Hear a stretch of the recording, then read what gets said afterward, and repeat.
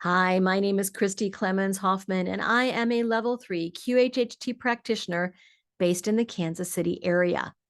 Today, I wanted to talk to you about 5 great tips to having a fantastic QHHT session. I know you will appreciate these. Maybe you've been thinking about scheduling an appointment of your own. Maybe you've already scheduled your appointment and you're preparing for it. Great idea. So these tips are going to help you have the best session possible. Most of them come from Suzanne Spooner, who's another level 3 practitioner. You may have heard of her. And then the last tip comes from me. All right, first tip. First tip is during the induction, really pay attention. Add to it from your own perspective. So what happens is the practitioner is going to say some words. It's an entire script that takes you deep into the hypnotic state. So to get there, we want to imagine and we want to visualize. Now, I know what you're thinking. A lot of people tell me, oh, I've got this thing. There's a word for it, but it means I can't visualize. Now, honestly, everybody can visualize. If you have ever given directions to your house and you've imagined, let's see, that's 1, 2, 3 stoplights, and then there's a white fence and you turn right at the white fence. What you're doing is you're visualizing that run in your mind's eye. You're imagining and you're remembering it. That's all the same thing. So during the induction, really imagine the things that the practitioner is asking you to visualize or imagine. Maybe it looks like a movie. Maybe it looks like a picture in a book. Maybe it looks like something you saw earlier that morning. Doesn't really matter, but put as much into it, as much oomph as you can.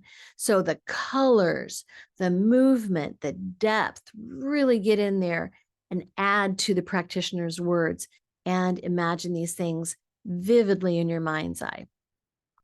Second tip is whenever you get to where you're going, your practitioner is going to say, what is the first thing that you see or are aware of? Go with the first thing. That's tip number 2. Go with the very first thing. Don't try to edit it. Don't try to figure it out. Don't think, oh, that's too crazy. I'm not going to say that. Go ahead and just go with it, because I guarantee your practitioner's probably seen crazier. So just go with it no matter what it is. Okay. Even if it's we're underwater, there's a blue dragon. I'm in the middle of the universe, whatever it is, just go with it. Tip number 3, give your practitioner as much detail as you can when asked, because we can't see inside that head. We don't know what's going on unless you tell us. So describe what's going on. Tell them how you feel about it. Give them as much detail as you can so that the practitioner can ask better questions. Tip number 4.